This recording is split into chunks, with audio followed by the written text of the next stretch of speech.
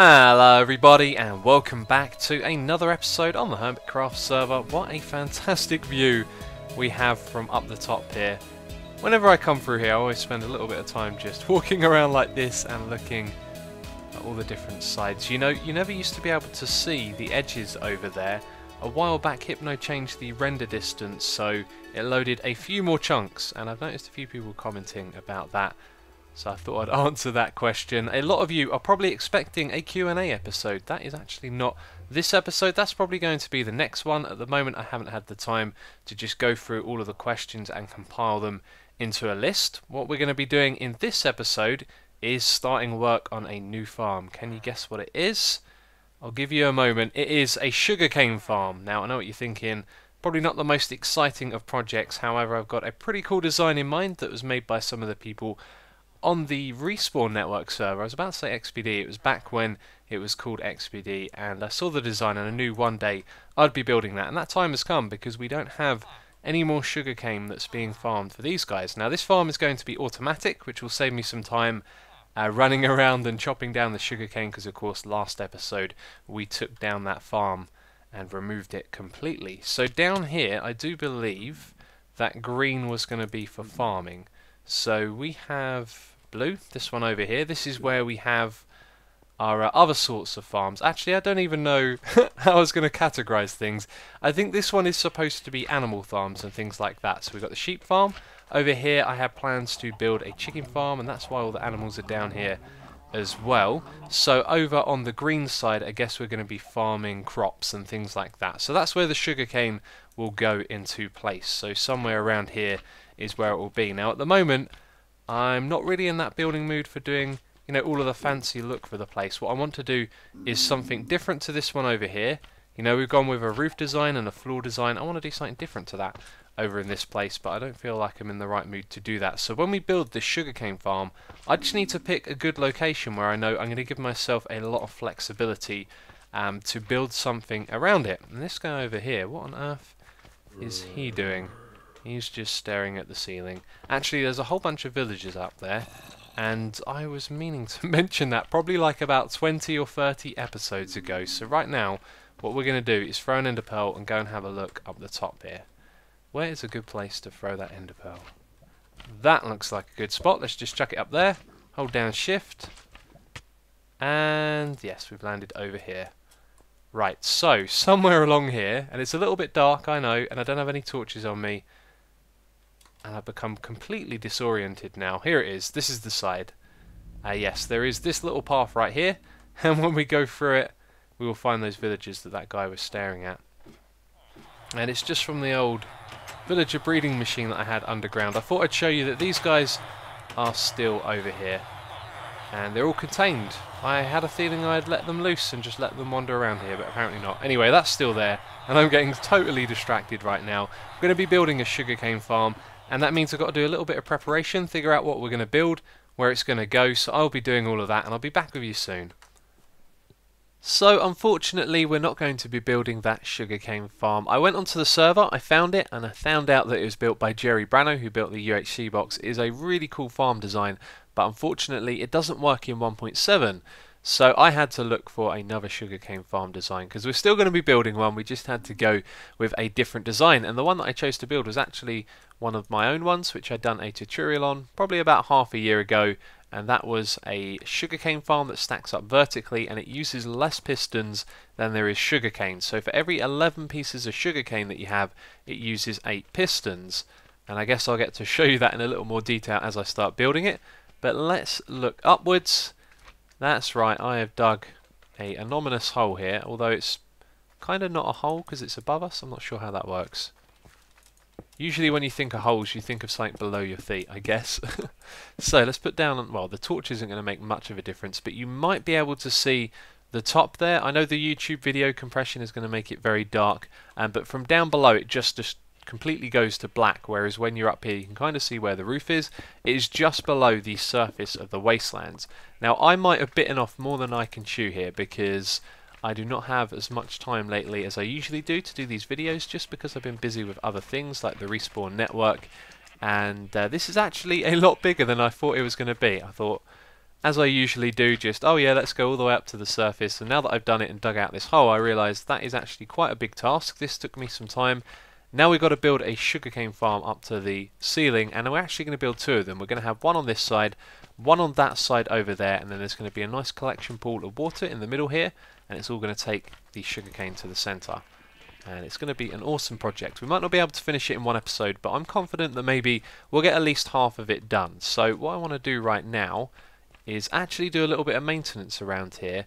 Now, the whole time I've been working down here, there have been tons of slimes. They just seem to make their way into this little area around here, and then they get stuck because they don't despawn.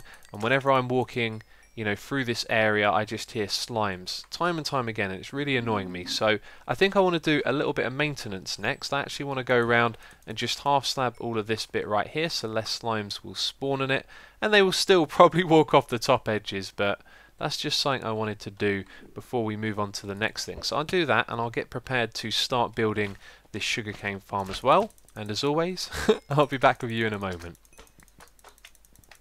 Well, I am glad I took the time to do this. When I've been walking back and forth around this area, I have not been hearing pesky slimes, which is fantastic. So the whole thing has been half slabbed, and if we moved over here, you'll see the void fog will kick in. So it's a pretty moody area, but the real trick here was to put some fences around the top. That was such a good idea, because now nothing is going to be able to go over the edge here, so we don't have to worry about that in the future. Such a simple little addition. I don't know why I hadn't thought of doing that earlier, but let's go over and have a look at what I've started with the sugarcane farm. I've literally just put in the basin for collecting the drops. Now, one thing I must point out, this isn't a lossless sugarcane farm. There will be sugarcane that land on bits of the farm, and some of it will land here in the water as well, but the point is, it's cheap to run once you've built it, and it's going to run throughout the time that these areas are loaded, so we don't really have to worry about that. And it looks like I have forgotten to make this slightly smaller on this side, because as I made this basin, I realised that I could make it one block smaller and it would all go to the central point in the middle there. So underneath that is where we're going to have our collection stream, so there will be some ice underneath here and the water will come out, and then we'll have a hopper and chests somewhere over here. So I've been making my preparations for building this. I have started building it a little bit, as you can see. I was just going to put in the redstone and show you how it works. However, I've run into a little bit of a situation with the lighting. This thing looks ugly. It goes without saying, that jack-o'-lantern, the orange, it's too much really, isn't it? And the building materials we're using for this, by the way, are stone bricks with the occasional cracked and mossy, just like in the test world that I have. Didn't really feel the need to switch to any other material. No, it just kind of works, and it may not be the most exciting thing. There isn't really a lot of room here for any kind of aesthetic value. No, this is a very basic farm with a basic shape, and so I thought I would just stick with this. And the moss and the cracked stone kind of brings a little bit of age to it, which is cool. But the grass here is a problem as well. In the test world, the grass is really nice and bright, and that was a nice little addition to have the sugarcane planted on that instead of just dirt. So down here I've been planting down the grass on the little dirt patches and just growing some of it, because we're probably going to end up needing quite a lot. And my oh my, has that spread really quickly. I have not done too much since planting this down. It has not been a lot of time, but there you go. It spreads quickly, and unfortunately it isn't as bright as I wanted it to be. So at the moment I ran into a little bit of a problem with this jack-o'-lantern situation. We need to bring light to this farm on both the front side, so that these bits here don't have mobs spawning on them, and the back side where the redstone is. And the jack-o'-lanterns did that, but it looked really ugly. And right before I started recording, I saw a solution. So I'm going to try this quickly, but I think what we need to have is a row of blocks behind these pistons with redstone on them, and the jack-o'-lanterns should be able to do that. They'll be a little bit more awkward to construct because you've got to put blocks underneath and then remove them, but the jack-o'-lantern light will be able to shine through the pistons, so it will provide light to the front of the farm and the back, and it shouldn't look so ugly. So I'm going to put that into place and we will see if it works or not. Well, there we go. It looks 100 times better without those jack-o'-lanterns. It really does, and the light shines through the pistons, which is actually pretty cool, you know. When you look at this thing and it's finished, you're not going to see a single light source. It's all going to be hidden, which I think is especially cool. And we've got a friend flying around checking this place out. Now he's having a little bit of a swim.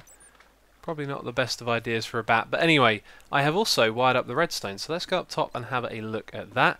Now I'm not going to explain how it works just yet. I think I'll wait until I've got more of it done and in place, but the signals travel upwards from here, so we've just wired this up with this redstone to do a temporary test. So if we come around to the front here, there is something that I want to check out that I'm not sure is going to be a problem or not. And if we press this button, okay, you saw it there, all the pistons went to the side. Now when we press it again, it shouldn't do that. So we need to pay closer attention and also add a little bit of delay here. That would be very useful. What I want to do, I think, is disable this side, and then when I power it again, they're going to move over. So my worry here is that when the pistons are moving, the light won't shine through it for a split second. And if that's so, I think it would actually be possible for a mob to spawn there. Now obviously while I'm standing around, that's not going to happen, but if this thing's going to be running around the clock, you know, by itself, and occasionally these pistons are going to be moving, then it might be possible for mobs to spawn on there. And I reckon the chances of that actually happening are really, really small, but let's check it out anyway. You see, I saw a kind of blinking effect, and I've also noticed, look at the water here as well. You can see stripes in the water. That is really strange. I'm not sure it was like that a second ago. So this bit here is darker. Let's go around the back and power just the other side again. So that will power it. And I've already forgotten which side I said was darker. I'm pretty sure it's that one there. That's really interesting the way it does that. Yeah, there's definitely a slight flicker. I reckon when this thing's finished, the chance of a mob spawning would be ever so slim, but the thing is, once we light up all the caves in this area, then that chance would greatly increase. So who knows, maybe one day we'll have mobs spawning in here as well, but it isn't as big as a problem as I thought it might be. It's not like it turns off for quite some time, so I'm happy to move ahead with this. So I'm going to continue building this side upwards. It is also really tedious to build. I know for you these things go by very quickly, but they do take a fair bit of time. So I'm going to do that. I'm going to take some time to continue building this up. We'll also add in the redstone down the bottom that controls all of this, and then I'll be able to explain it to you. So I will be back in what will be a moment for you, a long time for me. This farm is looking good, and I've just been watching it now that the redstone is working. And it seems like one piece of sugarcane grows every cycle, although now that I start recording I haven't seen any grow, but all of the sugarcane has dropped down here. There you go, we picked up a bit of that. And now we need to get out of here. There we go. I'm sure I can hear a slime down there as well. At least I thought I heard one. So, let's have a look at this farm. You can see it's now operational and it's running nice and smooth. When this thing is actually running around the clock, there will be a much longer delay. At the moment I've just got a shorter one of 16 items to demonstrate this, but this is the clock at the back, so what we're doing is we're sending a signal to either side, and then that signal is going to travel upwards. Let me just grab the right blocks to make a little bit of a pillar here. So when the signal travels upwards, there's a natural delay because of the signal travelling through the torches, and then it powers this redstone here on one end. Then you have the repeater, and then you have the redstone that's going to power the blocks and the pistons. So it powers this one first, which means it pushes all of the blocks along that way, and then it powers the ones behind it, which will be the pistons that push outwards. So depending on what side the signal goes, it just does this side first, so it pushes, because of that one right there, all of the blocks across, and then those blocks and pistons get pushed out, and then when it goes to the other side, it happens on the other side, so it pushes them all back across, and it's just the same thing going all the way up to the top there. It's quite a sight. And as you can see, I haven't actually finished building this yet. That's just because I kind of got to this point where I was like, right, okay, I built a fair amount of this and I just want to get this thing up and running now, which it is, and I very much like it. However, I do have a couple of things I want to point out about this. This could have probably been more efficient. Now the reason that it isn't is because I don't have the luxury of time to, you know, figure everything out before I'm recording. When I was looking at this, I realised, and I even done some testing, that the sugarcane, if it ever grows up to this height at the top here, then it's going to always fall down, or pretty much 99% of the time land on the grass here. So that means you either run this thing quicker, like we're doing at the moment, or you just let it fall down and it despawns. Now if you run it quicker, it's never gonna grow to that height. So you don't have to worry about it. But then why would you have that here? You would make this thing lower by one block. Now if you're going to do that, it means you've got to change the way the redstone travels vertically at the back, and I just didn't have time to do that. And you know what? I really don't mind. This project is fun. It's a passive farm. It's something we don't really have to worry about being the most efficient thing. So as long as we get some sugarcane from it, then it is not really a problem. So I'm going to finish building this thing to the ceiling now. We've got a little bit further to go. In fact, why don't we climb up the top so you can see what it looks like when you're up here. It is a little bit nerve-wracking. Sometimes, you know, you get that kind of feeling of height when you're playing. I'm sure you know what I'm talking about. And you can see there is a big drop. And also at the back here I realised that we've dug an extra 1 block out over here.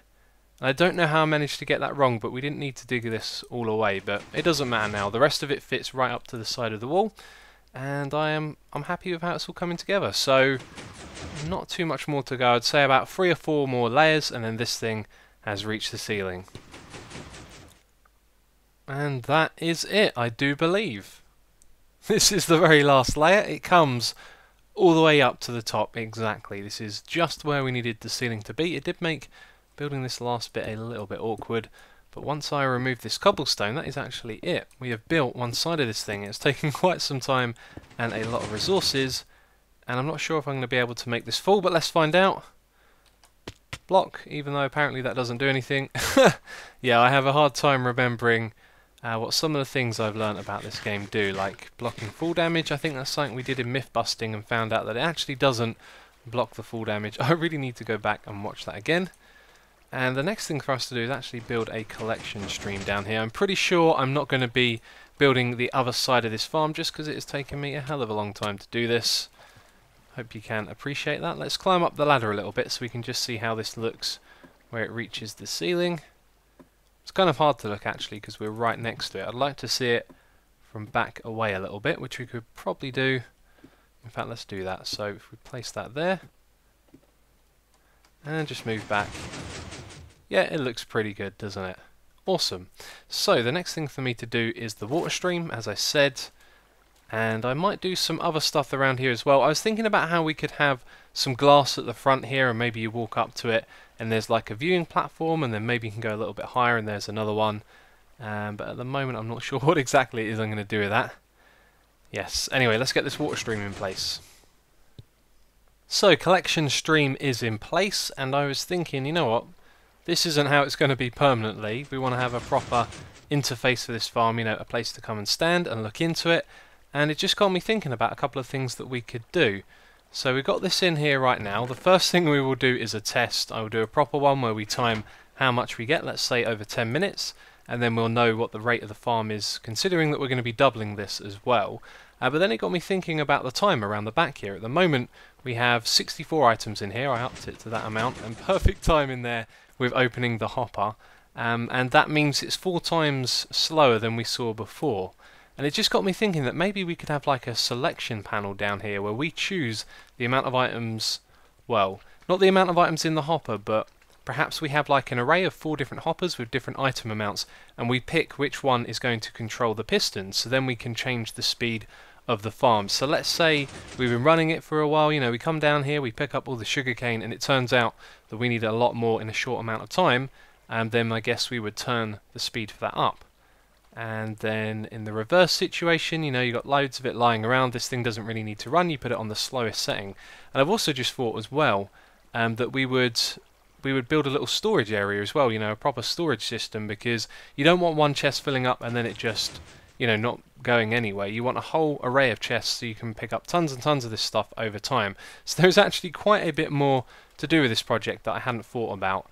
But it's certainly taken us some time to do this. But anyway, I am babbling on again, as I sometimes do. It's time for us to do a test and find out what the rate of this farm is. So it's been a long day, and I've just done 3 10-minute tests, which I also messed up a couple of times. So yeah, time has once again moved forward quite a lot. So 3 10-minute tests. These are the results. This one with 64 items, this one with 32, and this one with 16. And I don't really know what to make of those results really, because they're all pretty similar, but that's the amount of items we had in the clock, so that's the kind of frequency that these were activating at. So it feels like the clock difference would have to be a lot more. You know, if we were going to change the overall time, it'd probably be something like, you know, 1, 2 or 3 stacks of items in total in there. But that is something for another day. The next episode will probably be the Q&A episode, so if you have any questions that you didn't you know, post a comment in the last video, feel free to post it on this one, and we'll come back to this project after we do our Q&A episodes, because we got some real good ideas now. We need to build another one of these on the other side. We need to build a storage system, but also a timer system, which I think is going to be a pretty fun project, if you ask me. But that is going to be it for this episode. Hope you don't mind it being a little bit shorter. Time lately, as I've mentioned several times, has just been a little bit consumed with things going on here and there. So, as always, thank you very much for watching, and I'll catch you next time.